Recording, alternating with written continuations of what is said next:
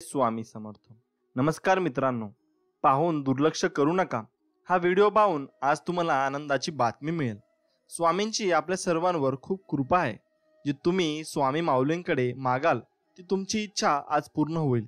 मन मोकळेपणाने कोणाजवळ मनातील इच्छा व्यक्त करायची असेल तर ती आपल्या हक्काच्या दिव्य शक्तीसोबत म्हणजेच श्री स्वामी समर्थांसोबत व्यक्त करा.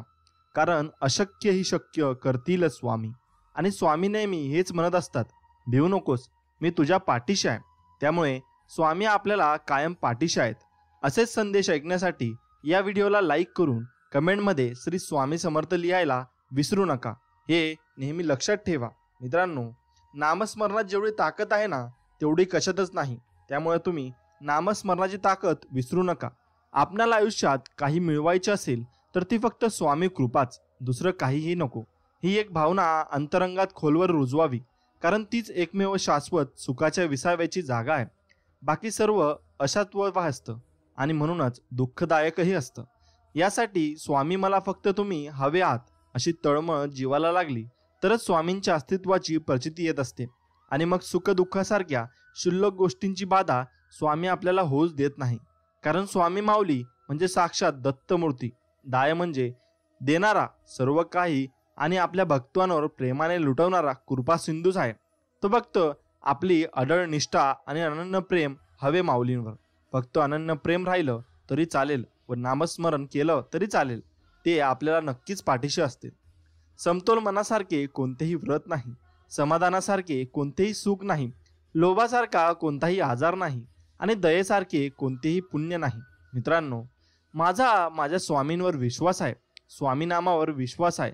माझे चांगलेच होत आहे. आणि आपण जेव्हा या विश्वासाने नाम घेतो तेव्हा जीवनात आश्चर्यचकित घटना घडतात आणि सर्व काही नीट होते.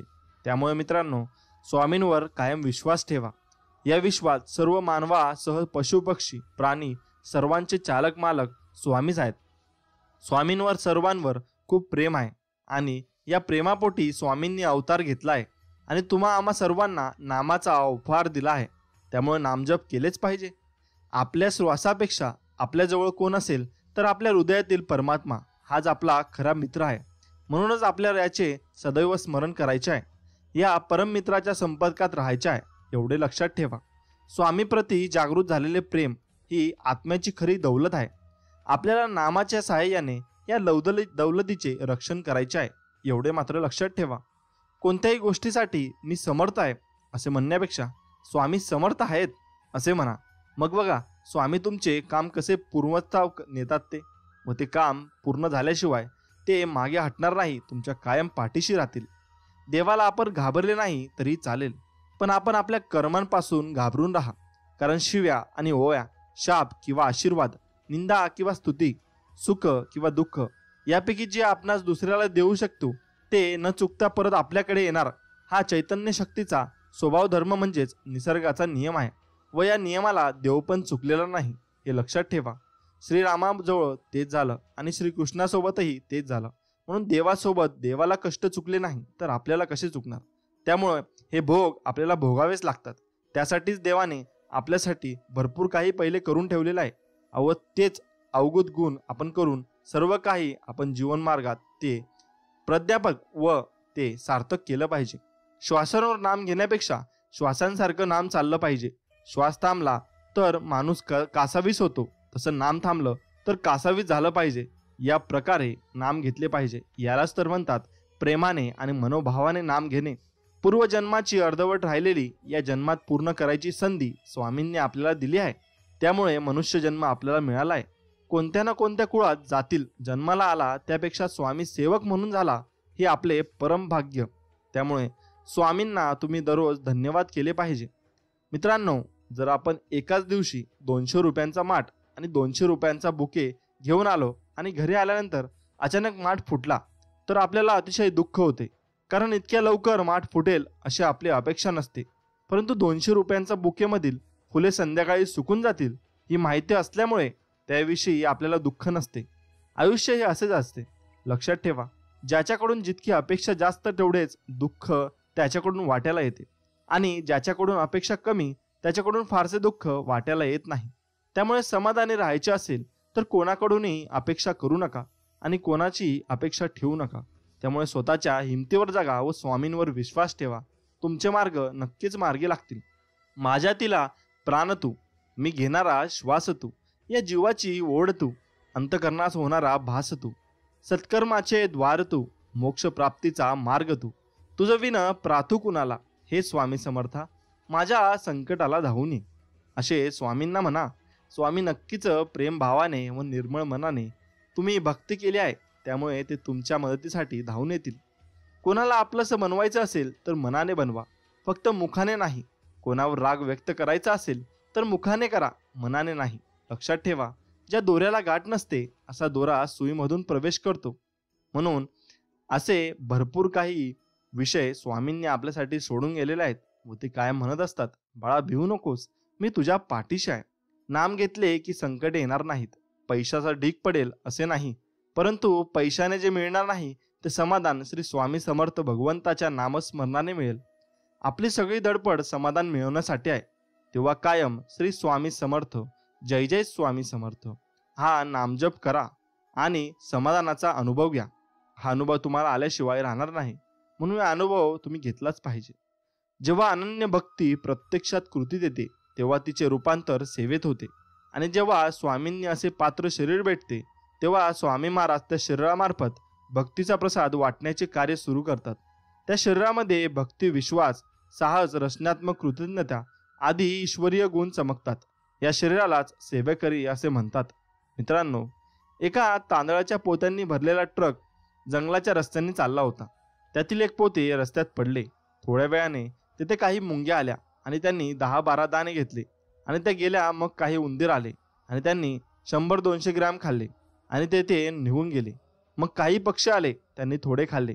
मग गाय आली, तिने 2-3 किलो खाल्ले असेल. सर्वांनी आपल्या पोटापुरता घेतले आणि मग तेथे एक माणूस आला आणि त्याने कोणाचाही विचार न करता संपूर्ण पोतेच आपल्या खांद्यावर टाकले आणि घरी घेऊन गेला. सृष्टीतील इतर सर्व प्राणी पोटासाठी जगतात, फक्त मनुष्य प्राणी स्वार्थासाठी जगतो. म्हणून सर्व काही जवळ असूनही सर्वात दुःखी आणि असमाधानी फक्त माणूसच आहे. त्यामुळे जीवन खूप सुंदर आहे, फक्त आहे त्यात समाधानी राहायला पाहिजे.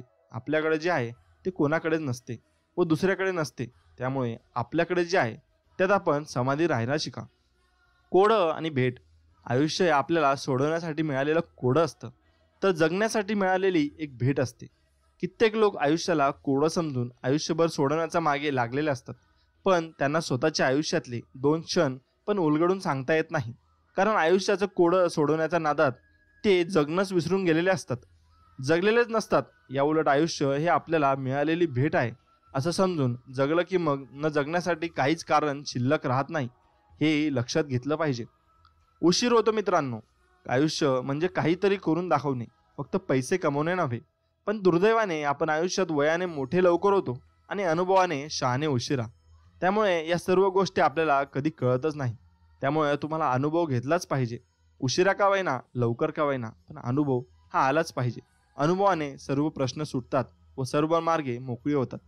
मित्रांनो, जी गोष्ट बोलण्याचं आपण एकदा कधी धैर्य दाखवू शकत नाही, ती गोष्ट बोलायचं आपण नंतर देखील कधी धैर्य दाखवू शकत नाही. मग ती गोष्ट आपल्या मनात साचत राहते आणि साचत साचत त्या गोष्टीचा एक मोठा पर्वत होतो आणि ती गोष्ट आपल्या मनावर एक ओझं होऊन राहते. तुला माझ्याशी काही बोलायचं असेल तर आत्ताच बोलून टाक. कदाचित आज धैर्य दाखवू शकला नाहीस तर मग उद्या परत कधी पण दाखवू शकणार नाहीस, याची खूणगाठ मनाशी बांधून ठेव.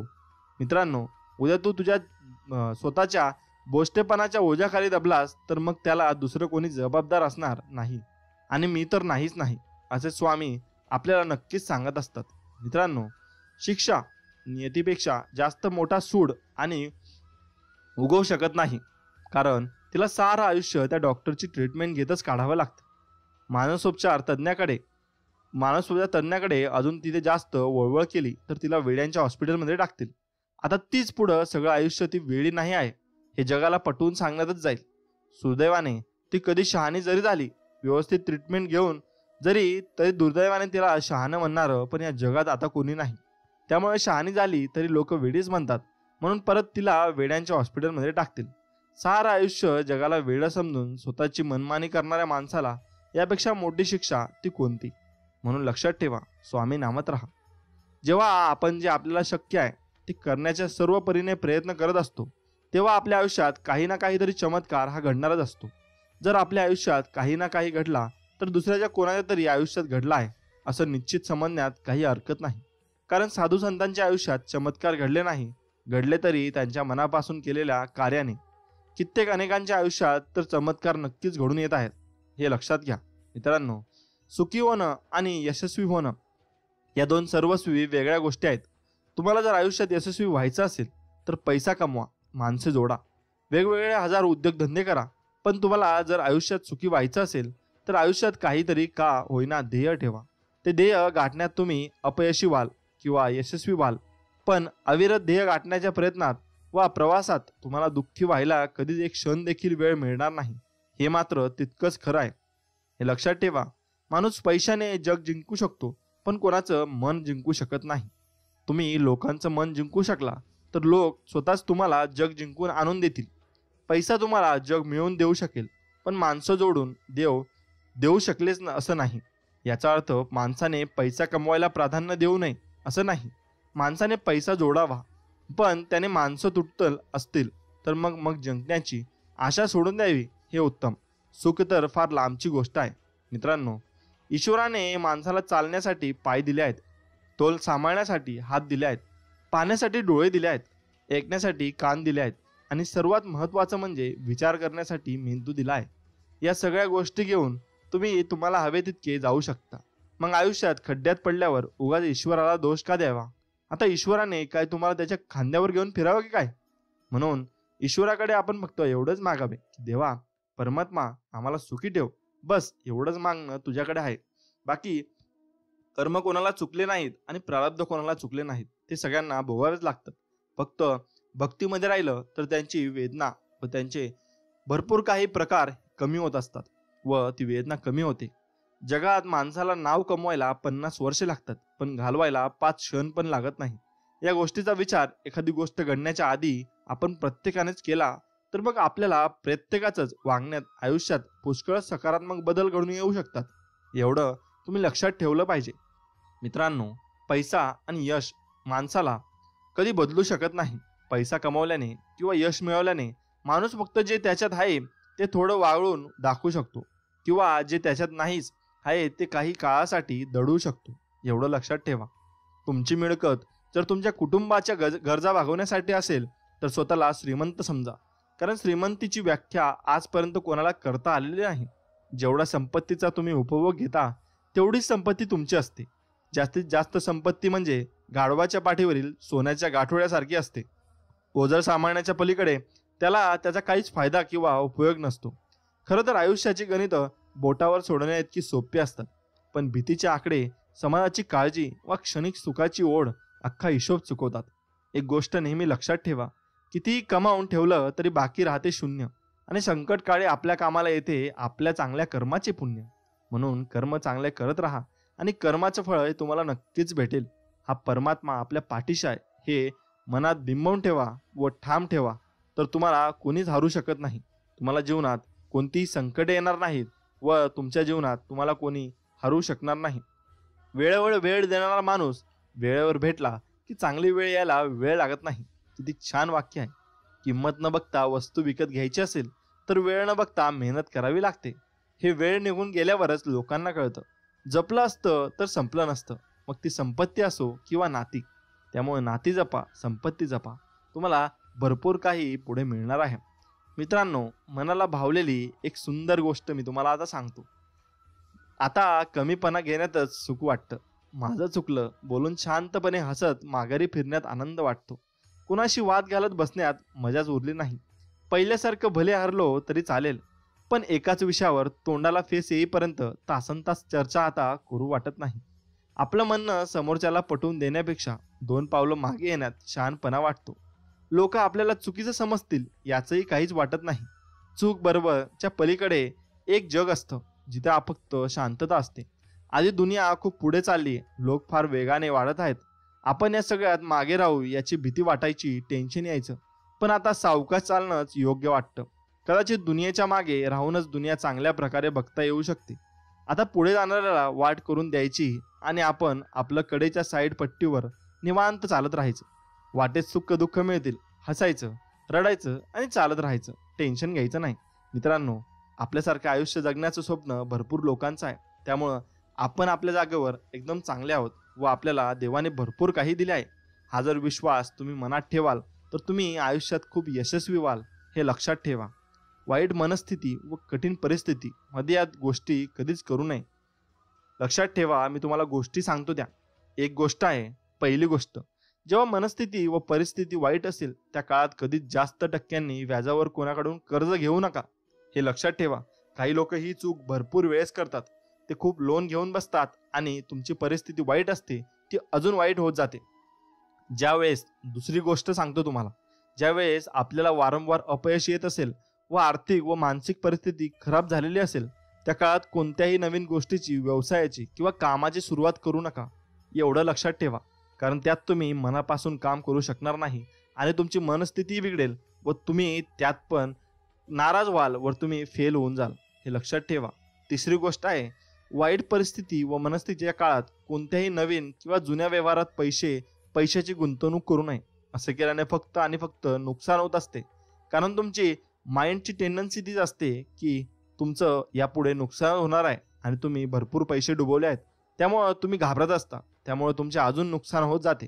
मित्रांनो, चौथी गोष्ट, वाईट परिस्थिती व मनस्थितीमध्ये कधीच परिवारातील सदस्यांशी व नातेवाईकांशी वादविवाद घालू नये.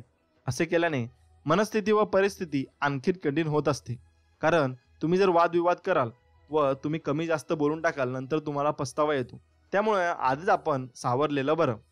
आता पाचवी गोष्ट अशी आहे, वाईट परिस्थिती व मनस्थितीमध्ये कधीच मित्रमंडळी व नातेवाईकांचा सल्ला व मार्गदर्शन घेऊ नये.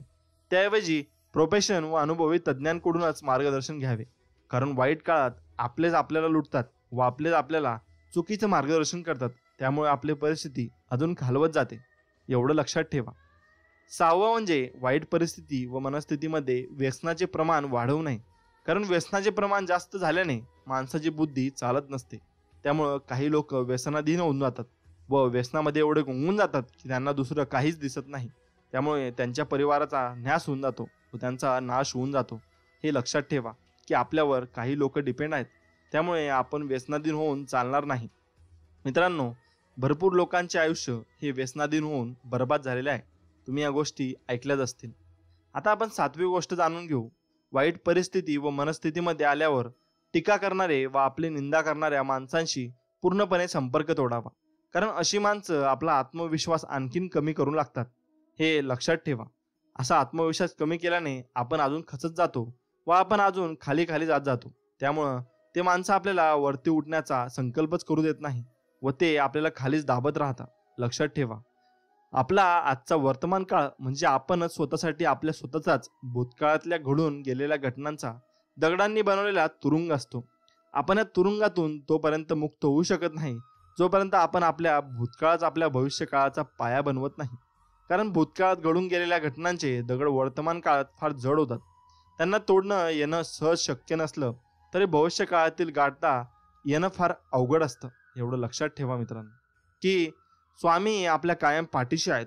ते आपल्याला सांगत असतात, हो भिवू नकोस बाळा, मी तुझ्या पाठीशी आहे. जो असे कारण सर्व सृष्टीसी, अकारणे जो लावी भक्तीसी, बोलवी मनांच्या दंग युक्तीसी, असा अविनाशी स्वामी माझा. एवढं छान वाक्य आहे. यात गुंगून जावं वाटतं. जीवनाच्या बँकेत पुण्याचा बॅलन्स पुरेसा असेल तर सुखाचा चेक कधीच बाउन्स होणार नाही याची काळजी तुम्ही घेतली पाहिजे. मित्रांनो, खूप अडचणी आहेत जीवनात, परंतु त्यांना समोर जाण्याची शक्ती फक्त स्वामींमुळेच येत असते. एवढंही तुम्ही मनात धरून चाललं पाहिजे. गरिबाला केलेले दान आणि सद्गुरू स्वामींचे मुखात घेतलेला हे कधीच वाया जात नाही आणि कधी वाया जाणारही नाही. देवाला हे कधीच सांगू नका की तुमच्या अडचणी किती मोठ्या आहेत. त्या अडचणींना सांगा की तुमचा देव किती मोठा आहे. जाणीव ठेव शुद्ध मनासी, काय व्यर्थ बरगळतो, कशाशी असो भूक ते असी, तू पुढे काय ठेवितो. विश्वास ठेव, जिथे संपते मर्यादा तुझी तिथून साथ देतो मी तुझी.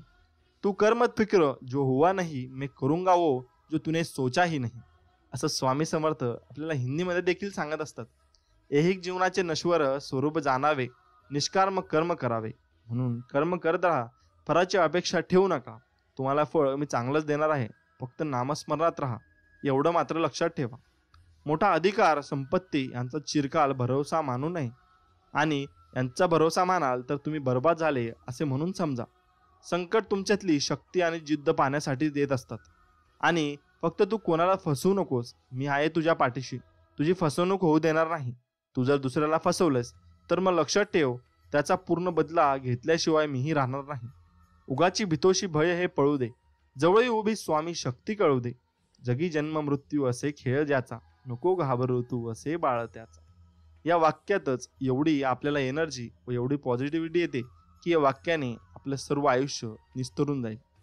मित्रांनो, हे वाक्य तुम्ही एकदा म्हणून बघा व वारंवार म्हणून बघा. तुम्हाला वेगळीच फिलिंग येईल व तुम्हाला असं वाटेल की या जीवनात सर्व प्रश्नांची उत्तरं मला मिळालेली आहेत व जीवन माझं समृद्ध झालेलं आहे.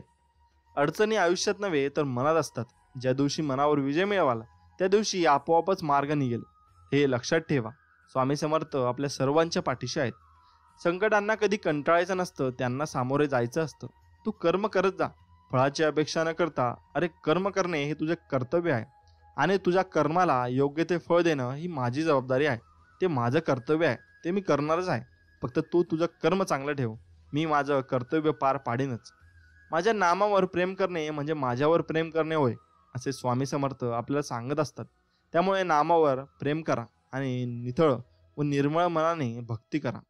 जर माझे नाव तुझ्या ओठाशी आहे तर घाबरतो कशाला, मी सदैव तुझ्या पाठीशी आहे. जो नुसता नामात राहीन त्याला मी अखेरपर्यंत सांभाळेन, एवढं मात्र खरं आहे. उगाची भीतोशी कशाला, तू उगाच भीतोस.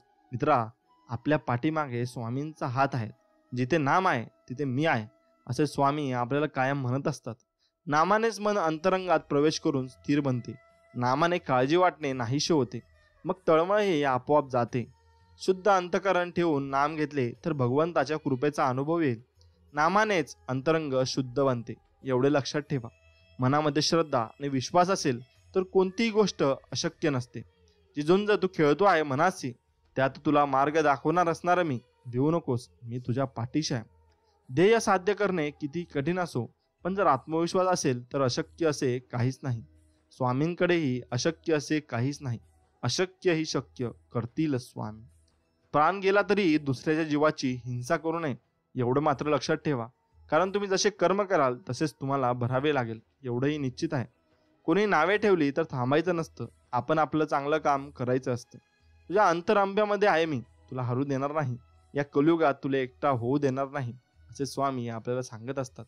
वाईट वेळेत साथ सोडलेल्या लोकांकडे लक्ष देऊ नका, पण ज्यांनी वाईट वेळेत साथ देऊन चांगली वेळ आणून दिली त्यांचे मोल कधी विसरू नका. फक्त स्वतःचा विचार करणारे लोक फार थोड्या काळासाठी प्रगती करतात, पण जे सगळ्यांचा विचार करतात त्यांची प्रगती कायम होत राहते. सुख इतकेच द्या जेणेकरून अहंकार येणार नाही, आणि दुःख इतकेच द्या की देवावरील आस्था ओढू नये. जी झुंज तू खेळत आहेत मनाशी, त्याला तुला मार्ग दाखवत राहणार आहे मी. भिवू नकोस, मी तुझ्या पाठीशी आहे. असं म्हणतात की काळजी करणारी माणसं मिळायला भाग्य लागतं, पण अशी माणसं आपल्याला मिळाली आहेत की समजायला जास्त भाग्य लागतं. कारण ते समजत पण नाही. कधी कधी असं वाटतं की आपली काळजी कोणी करतं का, कोणी आपलं आहे का. मग तेव्हा तुम्ही नामस्मरण करा, तुम्हाला कळेल की स्वामी तुमच्या कायम पाठीशी आहेत. दगडातून मूर्ती बनण्यासाठी दगडाला टाकीचे घाव सोसावे लागतात, तसेच आपल्यातील मानवी मूर्ती बनण्यासाठी आपल्यालाही परिस्थितीचे घाव सोसावे लागतात. तुमची खरीखुरी श्रद्धा योग्य ठिकाणी असेल तर पाषाणालाही देवत्व येते, एवढे मात्र खरे आहे. उपवास नेहमी अन्नाचाच का करावा, कधी कधी वाईट विचारांचाही करावा. कधी कधी उपवास अहंकाराचा करावा, कधी कधी उपवास मीपणाचा देखील करावा. मित्रांनो, कोणीचीही त्याच्या सध्याच्या परिस्थितीवरून खिल्ली उडू नये. कारण काळ इतका सामर्थ्यशाली आहे की तो एका सामान्य कोळशालाही हळूहळू हिरा बनवतो. म्हणून वेळेवर महत्त्व द्या व वेळेला मान द्या. तुमच्याबरोबर सर्व काही नीट होईल. विचारांवर लक्ष ठेवा, त्याचे शब्द होतात, आणि शब्दावर लक्ष ठेवा, त्या कृतीत उतरतात. कृतीवर लक्ष ठेवा, त्या सबबी बनतात, आणि सबबींवर लक्ष ठेवा, त्यातून चारित्र्य घडते. चारित्र्यावर लक्ष ठेवा, ते आपलं भविष्यवय घडवतात. त्यामुळे तुमचे विचार हे तुमचं भविष्य घडवतात, एवढं मात्र लक्षात ठेवा. मित्रांनो, काही मी तुम्हाला अनमोल वचन सांगतो. जिथे सर्व असमर्थ तिथे फक्त स्वामी समर्थ. श्रम करा, सुख मिळेल. त्याग करा, आत्मानंद मिळेल. दान करा, धन मिळेल. सहाय्य करा, सोबत मिळेल. व्यसन सोडा आणि शांती मिळेल. कला शिका, अमर व्हाल. मीपणा सोडा, मोठे व्हाल. प्रार्थना करा, प्रगती होईल. ध्यान करा, ज्ञान मिळेल. भक्ती करा, मुक्ती मिळेल. समाधानी राहा, सुखी व्हाल. एवढं लक्षात ठेवा. मी या छोट्या गोष्टीत व या छोट्या छोट्या वाक्यात भरपूर काही मोठी गोष्ट सांगून जात असतो. त्यामुळे तुम्ही या गोष्टी नीट ऐकायला शिका. मित्रांनो, निशंक हो, निर्भय हो, प्रचंड स्वामीबळ पाठीशी. नित्य हाय रे मना, अतर्क्य अवधूत हे स्मृतगामी. अशक्य ही शक्य करतील स्वामी. स्वामींकडे अशक्य असं काहीच नाही. तुम्ही फक्त त्यांच्यावर विश्वास ठेवा, त्यांचं नामस्मरण करा. तुमच्याबरोबर सर्व काही गोष्टी चांगल्याच घडतील. एवढं मात्र लक्षात घ्या आणि त्यानुसार कामे करत राहा. स्वामी तुमच्या कायम पाठीशी राहतील. फक्त नामस्मरण हे भरपूर प्रेमाने आणि नामस्मरण एकदम मनापासून केलं पाहिजे. ते स्वामींपर्यंत पोहोचता आलं पाहिजे आणि पोहोचलं की स्वामी आपल्या जवळच आहेत असं आपल्याला भास होऊ लागतो आणि त्याची प्रचिती आपल्याला मिळत जाते. तुम्हाला अनुभवायचं असेल तर स्वामींचे एकदा नाव घेऊनच बघा, तुम्हाला नक्कीच अनुभव येईल. मित्रांनो, एक लक्षात ठेवा, जीवनात कधीही हसतमुख राहा आणि दयाभाव नक्कीच ठेवा. हसायला पडत नाहीसे पैसे, पण त्यातून बरंच काही साध्य होतं. ज्याला ते मिळतं तो आनंदी होतो. देणाऱ्याचं काहीच न बिघडवता जे घडतं एका क्षणात, पण त्याच्या आठवणी चिरकाल टिकतात. त्याच्याशिवाय चालू शकेल इतका श्रीमंत कोणी नसतो आणि त्याच्या फायद्याने श्रीमंत होणे इतका गरीब कोणी नाही. त्याने घरात आनंद निर्माण होतो, व्यवसाय एक नावलौकिक वाढतो आणि मित्रांची तर ती ओळखच आहे. थकल्या वागल्यांचा ते दिलासा आहे. निराश झालेल्यांसाठी आशेचा किरण आहे. दुःखितांच्या जीवनातला तो प्रकाश आहे आणि सर्व त्रासांवर ते निसर्गाचं सर्वोत्तम औषध आहे. तरीसुद्धा भीक मागून, विकत, उधार किंवा चोरून ते मिळत नाही. कारण ही अशी गोष्ट आहे की दिल्याशिवाय तिला किंमत येत नाही. दिवसभर थकून तुमचे कोणी मित्र आपलं हास्य हरवून बसले असतील तर तुमचं हास्य द्या. त्यांच्याजवळ दुसऱ्याला द्यायला स्वतःचं हास्य उरला नाही. त्यांनाच हास्याची गरज नसते व चांगुलपणातून आनंद मिळत असतो. एवढं लक्षात ठेवा. हास्य खोटं किंवा खरंही असू शकतं. मुळात हास्य खरोखरीच मनापासूनच हवं. हसण्यापेक्षा आड्या घालायला जास्त शक्ती खर्च करावी लागते. आड्या घालण्यापेक्षा हसणं अधिक सोपं असतं. त्यामुळे चेहरा उधळून निघतो. हास्य हे संसर्गजन्य असतं आणि चांगलं दिसण्याचा तो बिनखर्चाचा उपाय आहे. हसऱ्या चेहऱ्याचं सर्वजण स्वागत करतात. चिडचिड्या माणसाची संगत कोणाला आवडेल? त्यापेक्षा अधिक चिडचिड्या माणसाला कदाचित आवडेल. खोटं हसलेलं जसं समजतं तसं आपलेपणाचं प्रामाणिक हास्यही लगेच लक्षात येतं. मित्रांनो, दुसऱ्याच्या वागण्याचा योग्य अर्थ लावा. परिस्थितीची पूर्ण माहिती नसेल तर इतरांनी केलेल्या किंवा न केलेल्या कृतीचा लोक सवयीने चुकीचा अर्थ काढतात. काही लोक एका विशिष्ट भ्रमाने पछाडलेले असतात. सगळं जग आपल्या विरुद्ध आहे आणि सगळे लोक आपल्या मागे लागले आहेत असं त्यांना वाटतं, पण हे खरं नसतं. आपण जर सकारात्मक विचाराने सुरुवात केली तर व्यक्तिमत्व प्रसन्न होऊन स्नेहसंबंध दृढ करण्याची संधी आपल्याला मिळते. उदाहरणार्थ, असं अनेक वेळा घडतं की आपण फोन करतो आणि दुसरीकडून 2-2 दिवस आपल्याला उत्तर येत नाही. अशा वेळी पहिला विचार आपल्या मनात येतो की कोणता येतो? ते माझ्या फोनची जरासुद्धा दखल घेत नाहीत किंवा त्यांनी माझ्याकडे जाणून-बुजून दुर्लक्ष केलं. हा चुकीचा विचार झाला. काही वेळा वेगळीच वस्तुस्थिती असू शकते. त्यांनी प्रयत्न केला परंतु तुमचा नंबर लागला नसेल. त्यांनी निरोप ठेवला असेल परंतु तुम्हाला मिळाला नसेल. त्यांच्याकडे अचानक काही अडचण निर्माण झाली असेल. त्यांना तुमचा निरोपच मिळाला नसेल. अशी अनेक कारणं असू शकतात. दुसऱ्या व्यक्तीला संशयाचा फायदा देऊन आणि त्यांची चूक नव्हती असं समजून आपलं काम सकारात्मक पद्धतीने चालू ठेवणं अधिक श्रेयस्कर ठरतं.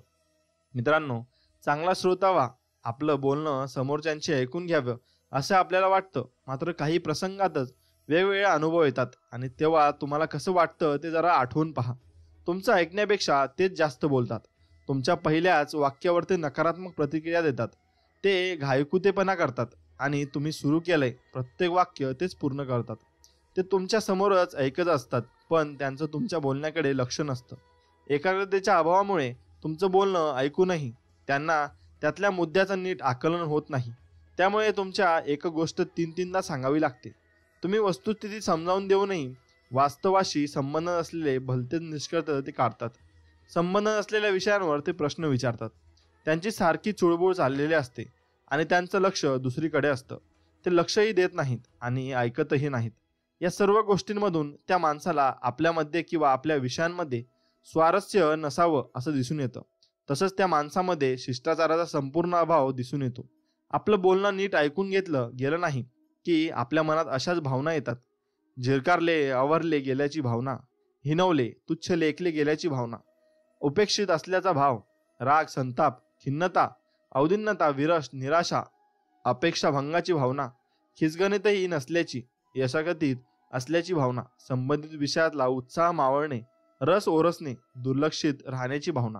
आता आपण याच्या उलट उदाहरण पाहू. तुमच्या बोलण्याला ऐकणाऱ्याला जेव्हा पुढील प्रमाणे प्रतिसाद मिळतो तेव्हा तुम्हाला कसं वाटतं?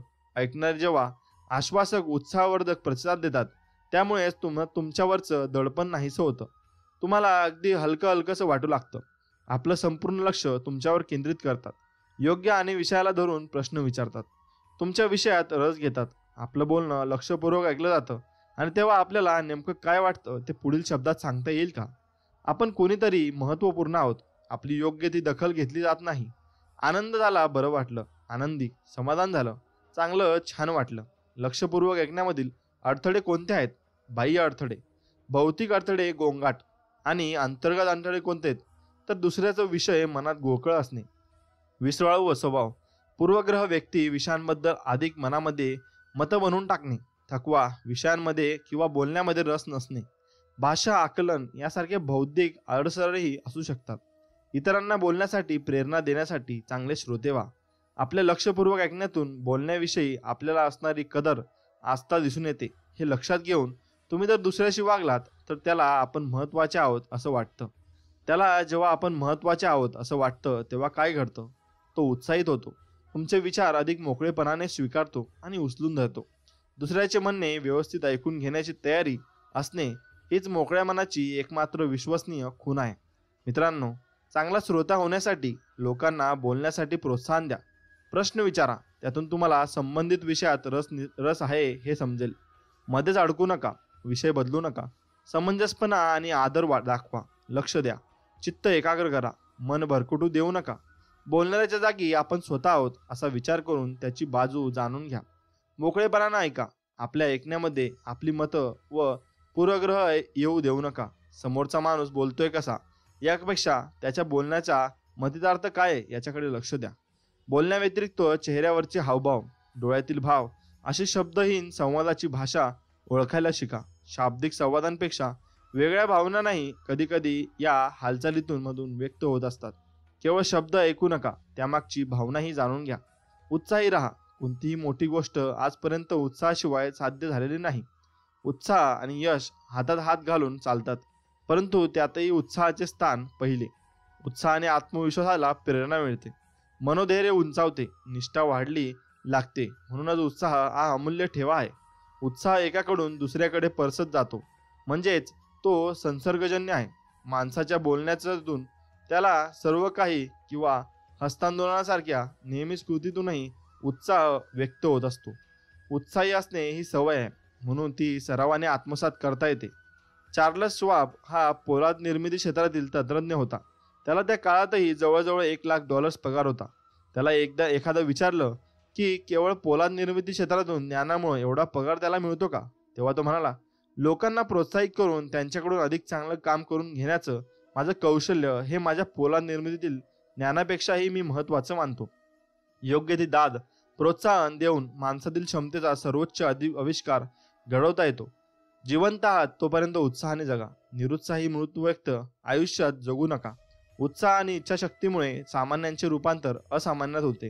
तापमानातील केवळ एका अंशाच्या फरकाने पाण्याचं वाफेत रूपांतर होतं आणि वाफेवर जगण्यातील बरेच मोठी अवैधव्य इंजिन चालतात. असं काम उत्साह आपल्या आयुष्यात करत असतो. प्रामाणिक आणि मनापासूनची खरीखुरी दाद द्या. मानसशास्त्र विल्यम जेम्स म्हणतात, आपली प्रशंसा व्हावी, आपलं कोणीतरी कौतुक करावं अशी माणसाची उत्कट इच्छा असते. आपण कोणाला नको आहोत ही भावना फार क्लेशदायक असते. उंची वस्तू, महागडे दागदागिने भेट देणं ही काही खरी भेट नाही. ही आपल्यातील कमतरतेची भरपाई असते. पुष्कळ वेळा आपण लोकांसाठी पुरेसा वेळ देऊ शकत नाही आणि त्याची भरपाई म्हणून आपण त्यांना भेटवस्तू देतो. तुमचा वेळ, सहवास, तुमचा प्रत्यक्ष सहभाग हीच खरी भेट असते. मनापासून केलेलं खरंखुरं कौतुक ही एका व्यक्तीने दुसऱ्या व्यक्तीला दिलेली खरी भेट असते. त्यामुळे माणसाला आपण महत्त्वाचे आहोत असं वाटतं. आपणही कोणीतरी असावं असं बहुतेक माणसांना तीव्रपणे वाटत असतं. ही भावना सुद्धा एका प्रभावशाली प्रेरणा बनू शकते. कुष्ठरोग किंवा क्षयरोग नव्हे तर आपण नकोसे झालो आहोत ही भावना हाच खरा मोठा रोग आहे. मित्रांनो, प्रशंसा ही प्रेरक ठरण्यासाठी पुढील गोष्ट लक्षात ठेवल्या पाहिजेत. एक म्हणजे नेमकी प्रशंसा स्पष्ट आणि निश्चित असावी. एखाद्याला मी तू चांगलं काम केलंस एवढंच सांगितलं आणि निघून गेलो तर त्यातून त्याला काय बोध होईल? तो विचार करेल मी काय चांगलं केलं, तो गोंधळात पडेल. पण मी जर असं म्हटलं त्या अडून बसलेल्या नाराज गिरायकाला तू फार छान हाताळलंस, तर आपली कशाबद्दल प्रशंसा झाली हे त्याला समजेल. प्रशंसा तात्काळ करावी. एखाद्याने चांगलं काम केल्यानंतर 6 महिन्यांनी आपण त्याची प्रशंसा केली तर त्याचा परिणाम कमी होतो. प्रशंसा खरी आणि मनापासून असावी. ती अंतःकरणापासून केलेली असावी. तुम्ही जे बोललात तर खरोखरच तुम्हाला वाटत असताना हवं. प्रशंसा आणि खुशामत यात फरक काय असतो? यातील फरक प्रामाणिकपणाचा आहे. प्रशंसा हृदयापासून केली जाते तर खुशामत तोंड देखील असते. खुशामत स्वार्थापोटी केली जाते तर प्रशंसा खरी असते. काही लोकांना मनापासून प्रशंसा करण्यापेक्षा खुशामत करणं अधिक सोपं वाटतं. खुशामत करू नका आणि खुशामतीला बळी पडू नका. मित्रांनो, शाळेपासून शिकवली गेलेली एक जुनी म्हण आहे, खुशामत हा मूर्खाचा खुराक आहे. तरी अधूनमधून अगदी बुद्धिमान लोकही तो थोडासा खाण्यासाठी खालच्या पातळीवर येतात. प्रशंसा करताना पण चा उपयोग करू नका. वाक्य जोडण्यासाठी पण चा उपयोग करून आपण प्रशंसा पुसून टाकत असतो. त्याऐवजी आणि याशिवाय यासारखे वाक्य जोडणारे शब्द वापरा. मी तुमच्या प्रयत्नांची प्रशंसा करतो पण असे म्हणण्याऐवजी मी तुमच्या प्रयत्नांची प्रशंसा करतो आणि तुम्ही कृपा करून असं म्हणा. प्रशंसा करून झाल्यावर तिची पोच किंवा पावती मिळाल्याची गरज नसते. काही लोक प्रशंसेची परतफेड होण्याची वाट पाहतात. तो काही प्रशंसा करण्याचा उद्देश नसतो. मनोपूर्वक धन्यवाद देते नम्रपणे प्रशंसा स्वीकारा. खोट्या प्रशंसेपेक्षा प्रामाणिक टीका स्वीकारणं अधिक सोपं असतं. किमान त्यामुळे त्या माणसाला आपली खरी स्थिती तशी समजते. खोटी प्रशंसा ही वाळवंटातील मृगजळासारखी असते. जसे आपण त्याच्या जवळ जातो तसे आपली अधिक निराशा होत जाते, कारण ती केवळ एक भ्रमक कल्पना असते. आपल्या खोटेपणावर पांघरून घालण्यासाठी लोक प्रामाणिकपणाचा देखावा करतात. मित्रांनो, आपली चूक आपण तत्काळ आणि साहजिकतेपणे स्वीकारली पाहिजे. आपली चूक आपण तात्काळ आणि साहजिकतेने स्वीकारली तर मी चुकत असेन तेव्हा सहजपणे चुका दुरुस्त करण्याची शक्ती माझ्यापाशी असावी आणि मी बरोबर असेन तेव्हा अहंकाराशिवाय सहजपणे मला जगता यावं. हे जगण्याचं चांगलं तत्वज्ञान आहे. काही लोक जगण्यातून शिकतात तर काही लोक जगतात पण शिकत काहीच नाही. चुका या त्यापासून बोध घेण्यासाठीच असतात. माणसाची सगळ्यात मोठी चूक म्हणजे तीच चूक पुन्हा करणे. आपल्या चुकीबद्दल दोषारोप करू नका. तिचे समर्थन करण्यासाठी किंवा कारणं शोधू नका. त्याबद्दल विचार करत रेंगाळत बसू नका. स्वतःची चूक लक्षात आल्यावर ती स्वीकारणं आणि तिच्याबद्दल माफी मागणं हे सर्वात चांगलं. चुकीचं समर्थन करू नका, कारण आपण चूक स्वीकारली की समोरचा माणूस शांत होतो. स्वतःची चूक उगमल्यावर समोरचा माणूस तेव्हा ती कबूल करतो. तेव्हा त्याने घेतलेल्या या सकारात्मक भूमिकेबद्दल त्याचे अभिनंदन करा आणि त्याला त्यातून सन्मानाने बाहेर पडू द्या. आपण जर त्याला त्याच्या चुकीतून मानाने प्रतिष्ठा राखून बाहेर पडू दिलं नाही तर आपण त्याचा स्वाभिमान दुखावतो. चर्चा करा, वाद घालू नका. काही माणसांवर वितंडवाद घालणारे म्हणूनच शिक्का बसलेला असतो. तसं त्यांच्या वागणुकीतून आणि परस्पर संबंधातून दिसून येतं. वाद टाळता येतात. थोडीशी सावधगिरी बाळगली तर बरीचशा कटकटीतही आपल्याला टाळता येतात. वाद जिंकण्याचा सर्वात चांगला मार्ग म्हणजे तो टाळणं. वाद ही एकच गोष्ट अशी आहे की ती जिंकता येत नाही. वादात तुम्ही जिंकलात तरी तुम्ही हारता आणि तुम्ही वादात हारता तेव्हा तर हारताच. काही वाद असे असतात की तुम्ही जिंकता पण चांगली नोकरी, गिराईक, मित्र किंवा जीवनाचा जोडीदार गमावता. मग या जिंकण्याला काय अर्थ? अर्थशून्यच ना. मग अहंकाराने फुगला असेल तर वाद निर्माण होतात. वाद घालणं म्हणजे आपला हमखास पराभव होणारं युद्ध लढण्यासारखं आहे आणि जरी त्यात एखाद्याचा जय झाला तरी त्याला त्याची जबाबदारी किंमत मोजावी लागते. विजयापेक्षाही ती मिळवण्यासाठी झालेले नुकसान मोठे असते. भावनिक लढाई जिंकली तरी तिचं दुःख मनात तसंच राहतं. वादामध्ये दोन्ही बाजूंची माणसं आपलंच म्हणणं खरं करण्याचा प्रयत्न करत असतात. वाद म्हणजे अहंकाराचं युद्ध असतं आणि त्याचा परिणाम म्हणजे स्वतःला सगळं समजतं असं मानणारा मूर्ख असतोच, पण त्याच्याशी वाद घालणारा त्याच्याहूनही मूर्ख असतो. वाद घालण्या इतके ते महत्त्वाचे आहेत का? वाद घालण्यात तुम्ही जसे जिंकत जाता तसे तुमचे मित्र कमी होत जाता. अगदी तुमचं बरोबर असलं तरी वाद घालणं उचित आहे का?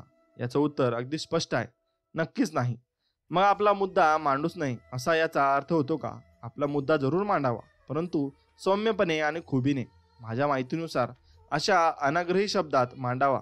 समोरचा माणूस वाद घालणारा असेल तरी आणि तो चुकतोय असं सिद्ध करणं शक्य असेल तरी तसं करणं योग्य आहे का? मला तर तसं वाटत नाही. एखादा तुमचा मुद्दा नाकारल्यावर तुम्ही तो पुन्हा मांडाल का? मी तर नाही मांडणार. कारण कारण वाद घालणारा संकुचित मनाचा आहे आणि काय बरोबर पेक्षा कोण बरोबर हे सिद्ध करण्याचा तो प्रयत्न करत आहे. मित्रांनो, उदाहरणार्थ एखाद्या कार्यक्रमात लोक एकत्र येतात. खाणं पिणं होतं. गोळक्यांनी हलक्या फुलक्या गप्पा चाललेल्या असतात. त्यातच कोणीतरी अधिकारवाणीने म्हणतो, या वर्षीचा निर्यातीचा चालू आकडा 50 अब्ज रुपये आहे. ही माहिती चुकीची आहे आणि 45 अब्ज रुपये हा बरोबर आकडा आहे हे तुम्हाला माहीत असतं. तुम्ही ते सकाळी वर्तमानपत्रात वाचलेलं असतं किंवा कार्यक्रमात निघण्यापूर्वीच रेडिओवर ऐकलेलं असतं आणि त्याविषयीची एक पत्रकही तुमच्या गाडीत असतं. तुम्ही तुमचा मुद्दा मांडता का? हो, तुम्ही मांडता. तुम्ही म्हणता, माझ्या माहितीप्रमाणे हा आकडा 45 अब्ज आहे. तो दुसरा माणूस लगेच म्हणतो, तू काय बोलतोस? हे तुला कळतंय का? मला नक्की काय ते माहीत आहे आणि तो आकडा 50 अब्ज रुपये आहे. या स्थितीत तुम्ही काय करावं? तुमचा मुद्दा परत मांडा आणि वाद सुरू करा. पटकन जाऊन गाडीतून पत्रक घेऊन या आणि त्याचं चूक आहे असं सिद्ध करा. तो विषय टाळा. चर्चा करा पण वाद घालू नका. असे तुमच्याकडे 4 पर्याय असतात. पण यातला योग्य मार्ग म्हणजे क्रमांक 3चा. आयुष्यात जर चांगला काही साध्य करायचं असेल तर परिपक्वता आणि समंजसपणा आत्मसात करा. बिनमहत्वाचा अनावश्यक गोष्टी आणि क्षुल्लक वाद यात न गुंतणे म्हणजे परिपक्वता. वाद आणि चर्चा यात काय फरक आहे बरं? वादातून भांडणं होतात, चर्चेतून गोष्टी स्पर्श होतात. वाद अहंकार आणि संकुचित मनातून होतो तर चर्चा मोकळ्या मनातून होते. वादात अज्ञानाची देवाणघेवाण होते तर चर्चेत ज्ञानाची देवाणघेवाण होते. वाद ही रागाची अभिव्यक्ती आहे तर चर्चा ही तर्काची अभिव्यक्ती आहे. वादातून कोण बरोबर हे सिद्ध करण्याचा प्रयत्न होतो तर चर्चेतून काय बरोबर हे सिद्ध करण्याचा प्रयत्न होतो. पूर्वग्रह दूषित माणसाची वाद घालण्यात अर्थ नसतो. तर्कशुद्ध विचारातून काही पूर्वग्रहाची निर्मिती झालेली नसते. त्यामुळे तर्कसंगत युक्तिवाद करून एखाद्याचा पूर्वग्रह काही तुम्ही काढून टाकू शकत नाही. लहान मन आणि मोठं तोंड यातून कधीकधी मनोरंजक पण अर्धशून्य वाद होतात. चर्चा करताना दुसऱ्या माणसाला काही अडथळा न आणता त्याला आपली बाजू मांडण्याची संधी द्या. त्याचा प्रारंभिक आवेश निघून जाऊ द्या. त्याचा प्रत्येक मुद्दा चूक आहे असं त्याला दाखवण्याचा प्रयत्न करू नका. त्याच्या पातळीवर ओढण्याची संधी त्याला देऊ नका. त्यांच्याशी सभ्यपणे आणि आदराने वागा. यामुळे तो नक्कीच गोंधळून जाईल. त्यामागील कारण कोणतेही असो, बिघडलेली परिस्थिती निवळण्यासाठी किंवा ताब्यात आणण्यासाठी उत्तम उपाय म्हणजे दुसऱ्याचं म्हणणं शांतपणे ऐका. प्रत्युत्तर करू नका आणि उलट जबाब नक्कीच देऊ नका. तुमच्या अशा वागण्याने समोरच्या माणसाचा अपेक्षाभंग होईल आणि कारण तुम्ही वादंग सुरू कराल आणि अशी त्याची अपेक्षा असते. समोरचा माणूस माफी मागेल अशी अपेक्षा करू नका. कारण स्वतःची चूक असली तरी काही माणसांना माफी मागणं अवघड जातं. छोट्या छोट्या गोष्टींचं भांडवल करू नका. परस्पर संबंध, परस्पर संवाद यात फरक आहे. चर्चेचा अर्थ केवळ योग्य गोष्ट योग्य वेळी सांगणं एवढाच नाही, तर ते सांगण्याची गरज नाही ते न सांगणं असाही आहे. मुलांना स्वतःला काय वाटतं ते व्यक्त करायला शिकवलं पाहिजे, परंतु उलट उत्तर द्यायला शिकू नये. एक समंजस प्रौढ व्यक्ती या नात्याने कटू अथवा अप्रियत होताही आपले मतभेद व्यक्त करण्याची कला आपण आत्मसात केली पाहिजे. वादग्रस्त परिस्थिती एखादा माणूस कशा प्रकारे हाताळतो त्यावरून त्याची जडणघडण कशी झाली आहे ते लक्षात येतं. फार पूर्वीच मी डुकराशी कशी कुस्ती करू नये हे शिकलो आहे. आपण घाण होतो, शिवाय डुकराला ते आवडतं. चर्चा सुरू करण्यापूर्वी उचलायची पावलं. मोकळं मनाने विचार करायला लागा. वादात ओढलो जाऊ नका. मध्येच अडथळे आणू नका. स्वतःचा विचार मांडण्यापूर्वी दुसरा दृष्टिकोन शांतपणे समजून घ्या. मुद्दा स्पष्ट होण्यासाठी प्रश्न विचारा. त्यामुळे दुसरा माणूसही बोलण्यापूर्वी विचार करू लागेल. अतिशयोक्ती करू नका. एखादा मुद्दा समजावून सांगण्यातून उत्साह दाखवता, परंतु आपला मुद्दा बळेबळेच गळी उतरवण्याचा प्रयत्न करू नका. मुद्दा स्वीकारण्यास तयार असा. किरकोळ गोष्टीत तडजोड करायला हरकत नाही, पण तत्वात अजिबात तडजोड करू नका. कोणत्याही गोष्टीत मान अपमान मानून प्रतिष्ठेचा मुद्दा करू नका. तुमच्या प्रतिस्पर्ध्याला त्याचा अहंकार न दुखावता सन्मानाने माघार घेण्याची संधी द्या. धुडकावून लावले गेल्याची भावना ही फार दुःखद असते. मित्रांनो, सौम्य साधी विधानं कठोर शब्दात सांगण्यापेक्षा स्पष्ट कठोर विधानं सौम्य शब्दात सांगा. अडाणी माणसाला वादात हरवणं अशक्य असतं. त्याच्यात तिखट आणि कडवट शब्दातून विचारांचा आणि तारकाचा अभाव व्यक्त होतो. चर्चेच्या ओघात पुढील वाक्य वापरणं हिताचं असतं. मला असं वाटतं की मला कदाचित चुकत असेल. वादातील हवा काढून घेण्याचा आणखी एक मार्ग म्हणजे अज्ञान दाखवून काही प्रश्न विचारणे. उदाहरणार्थ, तुम्हाला असं वाटतं का? असं का वाटतं? तुम्ही जरा सविस्तर सांगाल का? तुम्ही थोडं अधिक स्पष्ट कराल का? आधी कशाचा उपयोग होत नसेल तर नम्रतेने, हळुवारपणे आणि सभ्यतेने मतभेद मान्य करणेच श्रेयस्कर असते. मित्रांनो, कुचाळल्या करू नका. लक्षात ठेवा, तुमच्याशी इतरांबद्दल कुचागळ्या करणारेच तुमच्या मागे तुमच्याबद्दलही काही बोलत असतात. गप्पा छाटणं आणि एखाद्याच्या पाठीमागे निंदा करणं आणि खोटं बोलणं याचा जवळचा संबंध आहे. कुचागळ्या करणारे असंच काहीतरी बळबळत उडकडत ऐकतात आणि मग तिखट मीठ लावून येणाऱ्या जाणाऱ्यांना सांगत बसतात. असे लोक आपल्या कामाकडे काही लक्ष देत नाही, कारण त्यांच्या कामच नसतं आणि कामात त्यांचं मनही नसतं.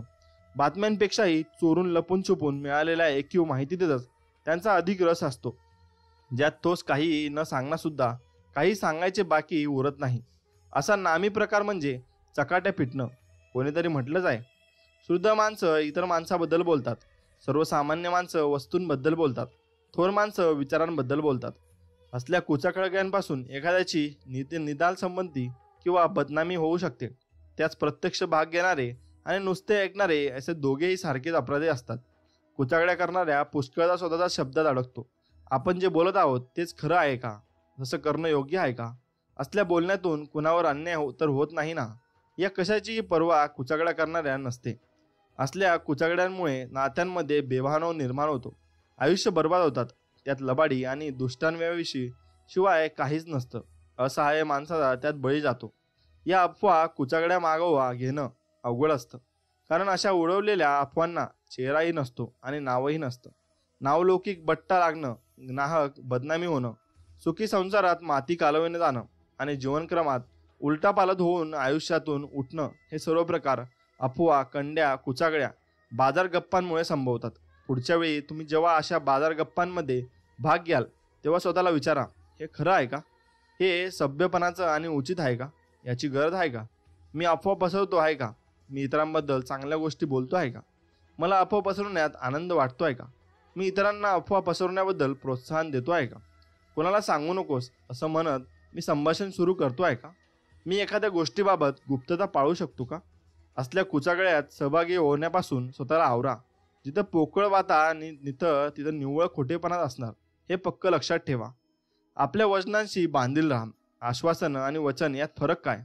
आपण अमुक एक गोष्ट करू अशी सांगणं म्हणजे आश्वासन. कोणत्याही परिस्थितीत पूर्ण केले जाईल असे आश्वासन म्हणजे वचन. कोणत्याही परिस्थितीत म्हणजे काहीही करून नव्हे. मी जेव्हा कोणत्याही परिस्थितीत असं म्हणतो तेव्हा त्यासाठी बेकायदेशीर अनैतिक गोष्टींचा अवलंब करणे हे प्रकार मला अजिबात अभिप्रेत नाहीत. सच्चील वचनातून वचनबद्ध राहण्यासाठी बांधिलकी येते आणि त्यामुळे विश्वासार्हता येतो. कोणीच एकमेकांशी बांधील राहणे नाही तर या जगात स्वरूप काय होईल तुम्ही कल्पना करू शकता का? मग पुढील नात्याचं काय होईल? पती पत्नी, मालक नोकर, पालक पाल्य, विद्यार्थी शिक्षक, ग्राहक विक्रेता. बांधिलकी नसलेले नातेसंबंध उधळ आणि पोकळ असतात. अशी नाती केवळ सोसियासाठी तात्पुरती असतात, काही चिरस्थायी स्वरूपाचे असतात आणि आजपर्यंत बांधिलकीशिवाय निर्माण झालेले काही नाही. वचनबद्धता जरूर म्हणत असते, बेभावशय जगातील मी भरोसा आहे व भविष्य भलेही अनिश्चित असेल पण मी मात्र निश्चित आणि ठाम आहे. काही लोक वचनबद्धतेला बंधन समजतात. हे काही खरं नसतं. वचनबद्धतेमुळे आपण स्वातंत्र्य गमावत नाही, तर वचनबद्धतेतून एक प्रकारची सुरक्षितता मिळते, त्यामुळे अधिक स्वातंत्र्य मिळतं. आपली सर्वाधिक महत्त्वाची वचनबद्धता किंवा बांधिलकी ही आपल्या मूल्यांशी असते, आपल्या आदर्शाशी असते. म्हणूनच आपले आदर्श योग्य असणं गरजेचं असतं. उदाहरणार्थ, एखाद्या नेत्यावर आपली निष्ठा असेल आणि तोच उद्या समाज गैरधंदे करायला लागला तर मी त्यांच्याशी निष्ठावान राहावे का? नक्कीच नाही. निष्ठाभाव आणि बांधिलकी असेल तर अतिशय वाईट परिस्थितीतही संबंध टिकून राहतात.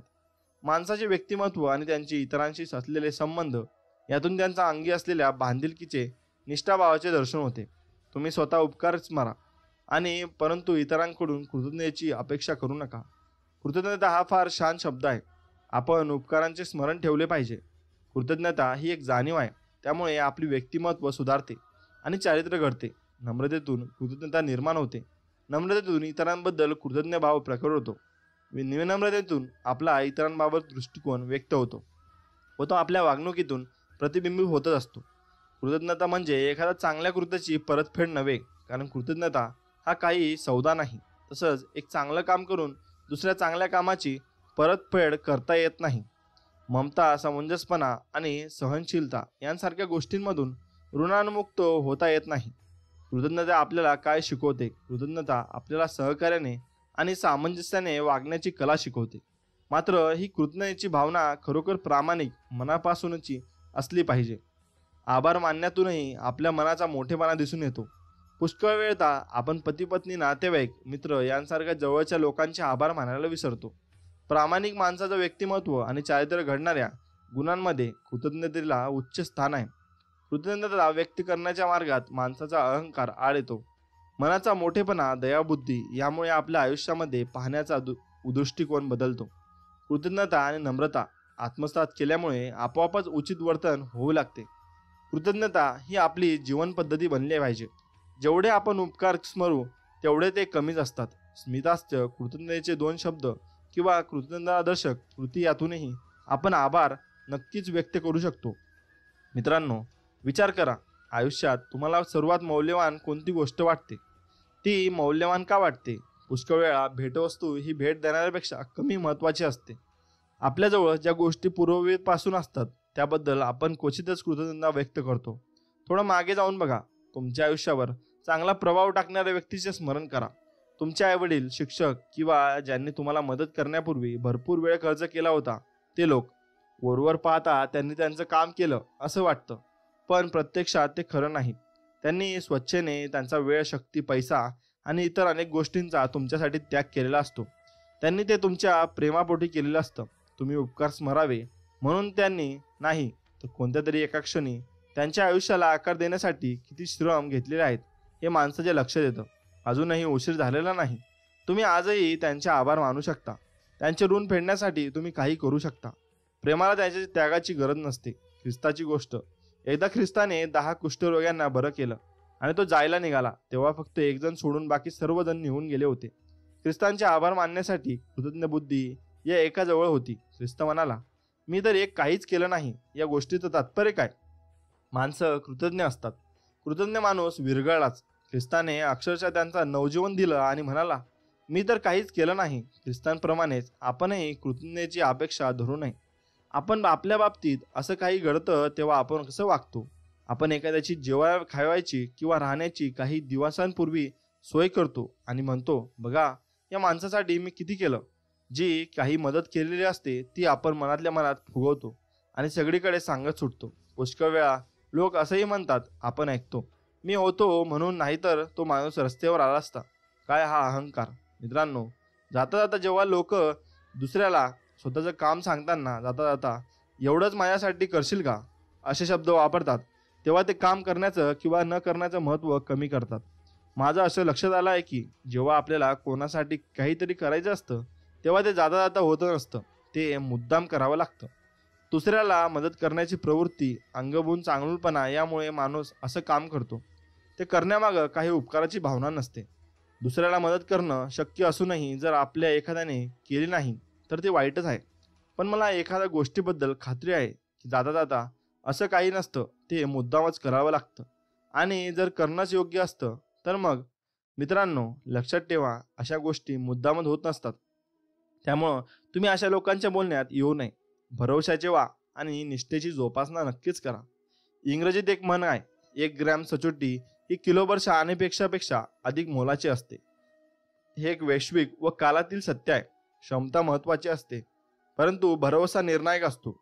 एखाद्या माणसामध्ये सर्वात प्रकारची क्षमता आहे, परंतु तो बेभरवशाचा आहे व तुम्ही त्याला तुमच्या समोर घ्याल का? अर्थातच नाही. मला खात्री होती तू येशील. आता लक्षात या मित्रांनो, ही गोष्ट आहे 2 मित्रांची. हॅरी आणि बिल लहानपणापासूनचे मित्र होते. ते शाळेत, कॉलेजमध्ये बरोबर होते आणि लष्करातही एकत्र भरती झाले. युद्ध सुरू झाले आणि ते एकाच तुकडीतून लढाई करत होते. एका रात्री ते डबा धरून बसले होते. चहू बाजूंनी बंदुकीच्या गोळ्यांचा मारा होत होता. तशातच अंधारातून आवाज आला, हॅरी, कृपा करून ये आणि मला मदत कर. बिलच्या मदतीला जाण्याची परवानगी मागितली. कॅप्टन म्हणाला, मी तुला परवानगी देऊ शकत नाही. माझ्याकडे आधीच माणसं कमी आहेत. आणखी एक माणूस गमावणं मला परवडणार नाही. शिवाय बिलच्या आवाजावरून तो जगेल असं वाटत नाही. हॅरी गप्प बसला. परत आवाज आला, हॅरी, कृपा करून ये आणि मला मदत कर. कॅप्टनने आधीच परवानगी नसल्यामुळे हॅरी गप्प बसला. पुन्हा पुन्हा आवाज येऊ लागला. हॅरीला अधिक थांबवेना आणि तो कप्तानला म्हणाला, कप्तान, हा माझा लहानपणाचा दोस्त आहे. मला त्याच्या मदतीचे गेलेच पाहिजे. कॅप्टनने नाखुशीने त्याला जाण्याची परवानगी दिली. हॅरी अंधारात रांगत गेला आणि त्याने बिलला खंदाकून ओढून आणलं. कॅप्टननं पाहिलं, बिल मेला होता. ते पाहून कॅप्टनला राग आला आणि तो ओरडला, मी सांगितलं होतं ना तुला, तो जगणार नाही म्हणून. तो मेलाय. तू सुद्धा मेला असतात आणि असा एक माणूस कमी झाला असता. तुझंही वागणं चुकीचं होतं. हॅरीने उत्तर दिलं, कॅप्टन, मी योग्य तेच केलं. मी बिल जवळ पोहोचलो तेव्हा तो जिवंत होता आणि त्याचे शेवटचे शब्द होते, हॅरी, मला खात्री आहे तू येशील. चांगले संबंध जुळून यायला वेळ लागतो, पण एकदा ते जुळले की ते जोपावेसे लागतात. आपल्याला नेहमी असं सांगितलं जातं, तुमची स्वप्न साकार करा, परंतु दुसऱ्यांचा बळी देऊन आपली स्वप्न प्रत्यक्षात आणू शकत नाही. असं वागणारी माणसं तत्वहीन, विषयशुद्ध असतात. आपण आपले कुटुंब, मित्र आणि आपली जिव्हाळ्याची माणसं, आपल्यावर अवलंबून असणारे अशा सर्वांसाठी व्यक्तिगत पातळीवर स्वार्थत्याग केला पाहिजे. मित्रांनो, आकस धरू नका. उदार मनाने क्षमा करा आणि विसरून जा. कुठल्याही अनावश्यक वाईट साईट गोष्टी मनात साठवून जाऊ नका. अशा गोष्टी विसरून जायला शिका. मी माफ करू शकतो पण विसरू शकत नाही. हा वाक्यप्रचार तुम्ही ऐकला आहे का? जेव्हा माणूस क्षमा करण्याचे नाकारतो तेव्हा काही उपयुक्त दरवाजे तो स्वतःसाठी बंद करत असतो. आपण जेव्हा मनात द्वेषभाव ठेवतो आणि तो रागाला धारा देतो तेव्हा सर्वात अधिक त्रास आपल्या स्वतःला होत असतो. एवढं मात्र निश्चित आहे, जिम आणि जेरी बालपणीचे मित्र होते, परंतु काही कारणाने त्यांचे बिनसले आणि ते एकमेकांशी 25 वर्ष बोलले नाहीत. जेरी मृत्यूशय्येवर होता आणि त्यानं मनावर ओझं ठेवून त्याला मरायचं नव्हतं, म्हणून त्यानं जिमला फोन केला, त्याची क्षमा मागितली आणि म्हणाला, आपण दोघं एकमेकांना माफ करूया आणि माझं गेलं विसरून जाऊया. जिमला हा विचार चांगला वाटला आणि त्याने जेरीला हॉस्पिटलमध्ये भेटण्याचं ठरवलं. त्याने 25 वर्षातल्या आठवणी काढल्या, मतभेद विसरले आणि काही तास त्यांनी एकत्र घालवले. जिमला जायला निघाला तेव्हा जेरी पाठीमागून ओरडला, जिम, लक्षात ठेव, मी जर मेलो नाही तर हे क्षमा भीमा सगळं विसरून जायचं. मनामध्ये हाकच धरू नका. आयुष्य फार छोटं आहे. द्वेष भावनाने ठेवून अर्थ नाही. माझा धिक्कार असो. असं जसं आकस धरणं योग्य नसतं तसं पुन्हा पुन्हा मार खाणंही व्यर्थ असतं. कोणीतरी चांगलं सांगितलंय, तुम्ही मला एकदा फसवलत, तुमचा धिक्कार असो. तुम्ही मला दुसऱ्यांदा फसवलत, माझा धिक्कार असो. जॉन केनेडनी एकदा म्हणाले होते, दुसऱ्या माणसाला माफ करा पण त्याचं नाव विसरू नका.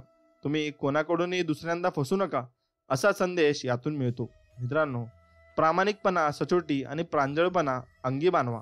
म्हणजे ते सर्व तुम्ही अंगी बांधले पाहिजे. कारण प्रामाणिकपणा असेल तर तुम्ही कुठेही जाऊन तुम्ही यश मिळवू शकता. काही वेळा सत्याचा प्रकाश सैतानाने डोळे उघडण्याऐवजी त्याला आंधळा करतो असं म्हणतात.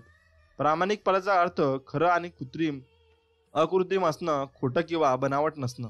भरवशाचा अशी स्वतःची ओळख बनवा किंवा तुमच्याबद्दल विश्वासार्हता निर्माण करा. घरी, कामाच्या ठिकाणी किंवा समाजात कुठेही चांगले संबंध जुळून येतात ते प्रामाणिकपणा, सरोजीच्या पायावर. मित्रांनो, वचन न पाळणं म्हणजे अप्रामाणिकपणाच असतो. मोकळेपणाने, विश्वासाने आणि स्पष्टपणे वागण्याची प्रेरणा प्रामाणिकपणामुळे मिळते. अशा वागण्यातून स्वाभिमान आणि इतरांबद्दल आदर व्यक्त होतो. प्रामाणिक वाटण्यापेक्षा प्रामाणिक असणं महत्त्वाचं असतं. असत्य वेगवान असतं परंतु सत्य टिकाऊ असतं. प्रतिष्ठित कंपनीची नावं, बोधवाक्य यातून त्या कंपन्यांच्या सदोडीच्या व्यवहाराचं, प्रामाणिकपणाचं दर्शन होत नाही, तर तिथल्या माणसाच्या वर्तनातून, त्यांच्या व्यावसायिक निष्ठेतून, व्यवहारातून त्यांची प्रचिती येते. जिंकण्यासाठी किंवा पुढे जाण्यासाठी आपल्या प्रामाणिकपणाशी तडजोड करणं कितपत योग्य आहे?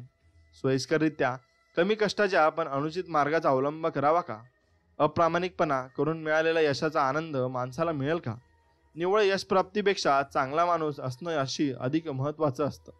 1 किलो लोणी. मित्रांनो, आता ही गोष्ट नेहमी तुम्ही चांगलेपणाने ऐका व तुमचं मत यावर मांडा की एक शेतकरी एका बेकरीवाल्याला रोज 1 किलो लोणी विकत असे. एकदा बेकरीवाल्याने लोण्याचं वजन करून बघितलं. लोणी कमी भरलं. संतापून त्यानं शेतकऱ्याला कोर्टात खेचलं. न्यायाधीशांनी शेतकऱ्याला विचारलं, तू लोण्याचं वजन कसं करतोस? शेतकऱ्याने उत्तर दिलं की साहेब, मी तर अडाणी आहे. माझ्याजवळ मोजायला योग्य माप नाही, पण माझ्याकडे एक तराजू आहे. त्या तराजूने मी ते मोजत असतो. न्यायाधीशांनी विचारले, मग तू लोण्याचं वजन कसं करतोस? शेतकऱ्याने उत्तर दिलं, साहेब, या बेकरीवाल्याकडून मी 1 किलो पाव घेतो व मी तो पाव तराजूत ठेवतो आणि तेवढ्यात वजनाचं लोणी देतो. याचा जर कोणाचा दोष असेल तर तो बेकरीवाल्याचा. या गोष्टीवरून काय बोध घ्यायचा? आपण जे लोकांना देतो तेच आपल्याला आयुष्यात परत मिळत असतं. कोणतंही काम करण्यापूर्वी स्वतःला नेहमी प्रश्न विचारत जा की या कामाचे मला जे पैसे मिळणार आहेत त्याचा पुरेपूर मोबदला मी माझ्या कामातून देत आहे ना? प्रामाणिकपणा आणि अप्रामाणिकपणा या 2 सवयी असतात. काही लोक अप्रामाणिकपणाची सवय लावून घेतात आणि अगदी सहज खोटं बोलतात. काही लोक तर इतकं खोटं बोलतात की खरं काय तेच त्यांना समजेन असं होतं. पण यातून कोणाची फसवणूक होते तर कोणाची नाही, तर ते स्वतःचीच फसवणूक करत असतात. मित्रांनो, प्रामाणिकपणा हळुवारपणे व्यक्त करावा. काही लोकांना आपण प्रामाणिकपणाच्या बाबतीत अतिशय निष्ठुर कडवे आहोत याचा गर्व असतो. त्यांना प्रामाणिकपणापेक्षाही त्याविषयी निष्ठुर कठोर असण्यातच जास्त आनंद वाटतो. प्रामाणिकपणा चांगल्या शब्दात आणि खुबीने व्यक्त करावा. सत्य हे नेहमी आपल्याला आवडणारं असलेच असं नाही. कठोर न होताही खरं बोलता येतं, परंतु तसं नेहमी शक्य होईल असं नाही. प्रामाणिक मित्राची सर्वात महत्त्वाची जबाबदारी म्हणजे त्याने खरं बोललं पाहिजे. काही लोक कटू सत्याला सामोरे जाण्याचं टाळतात, त्यामुळे ते अपयशी होत असतात. तोंडावर गोड बोलणारे मित्रच निवडतात. त्यांना सगळा तद्दन खोटेपणा आहे हे जाणवत असतं तरी ते स्वतःला फसवत असतात. व प्रामाणिक टीका क्लेशकारक असू शकते. तुमच्या ओळखपाळखी खूप असतील आणि मित्र थोडेच असतील तर थोडं थांबून तुम्ही तुमच्या संबंधातील खोलीचा खरेगारपणा शोध घेतला पाहिजे. काही वेळा प्रामाणिकपणाचा अभाव दिलेल्यास खुबीने वागणं लोकांसमोर अनुकूल प्रतिमा उभारण्याच्या प्रयत्नांना एक भाग राजकारण असं म्हणत असतं. त्याचं समर्थन केलं जातं, पण ते प्रत्यक्षात खरं असतं का? खोटं बोलण्यातील अडचण अशी आहे की आपण खोटं बोललेलं लक्षात ठेवावं लागतं. प्रामाणिकपणासाठी निश्चय आणि वचनबद्धता आवश्यक असते. आपल्याला पुढीलपैकी गोष्टी केल्यामुळे किती वेळ अपराधी वाटले: वेळ मारून नेण्याची किरकोळ खोटं बोलणं, खुशामत करणं, सत्य टाळून किंवा अधर्म व अर्धसत्य सांगून वेळ मारून नेणं, गप्प राहून सगळ्यात मोठं खोटं बोलणं. स्वतःला एक प्रामाणिक माणूस बनवा, म्हणजे जगातील एक लबाड माणूस कमी झाल्याबद्दल तुम्ही निश्चिंत नक्कीच व्हाल. मित्रांनो, एवढं मात्र खरं तुम्ही मनात ठाम धरून ठेवा की तुम्ही जेव्हा देवाची भक्ती करता तेव्हा तुम्हाला खरं बोलावं लागेल. कारण तुम्ही जेव्हा खरं बोलता तेव्हाच तुम्ही भरपूर पुढे गेलेला असता. त्यामुळे जेवढं तुम्ही खरं बोलाल तेवढं तुम्ही पुढे जात राहाल. म्हणून देवाची भक्ती तेवढंच करा आणि सगळंच तुम्ही त्याचप्रमाणे करत राहा. मित्रांनो, हो, आणि तुम्ही एक गोष्ट नक्कीच केली पाहिजे. तुम्ही नामावर विश्वास ठेवा व नामाप्रमाणे चला. व नामावर विश्वास ठेवला व नामस्मरण केले तर देव तुमचं नक्कीच चांगलं करेल. एवढं लक्षात घेऊन पुढे चालत राहा. व नामस्मरणाने आपण देवाच्या चरणाशी जातो व त्यांचे सर्व कर्म, आपले वाईट कर्म, ते संकटातून आपल्याला मुक्त करत असतात व आपले प्रारब्ध नष्ट करत असतात. त्यामुळे नामस्मरण करा. स्वामी नक्कीच तुमच्या पाठीशी असतील आणि अशक्य ही शक्य करतीलच स्वामी. मित्रांनो, एवढे बोलून मी हा व्हिडिओ इथे संपवतो. आणि जर तुम्हाला व्हिडिओ आवडला असेल तर व्हिडिओला लाईक करा आणि चॅनलला सबस्क्राईब नक्की करा. चला तर मग भेटूया पुढच्या व्हिडिओमध्ये. तोपर्यंत तुम्ही छान राहा. मी स्वामींच्या चरणी एवढीच प्रार्थना करतो की तुम्ही सुखी, समाधानी आणि आनंदी राहा. मित्रांनो, चला तर मग.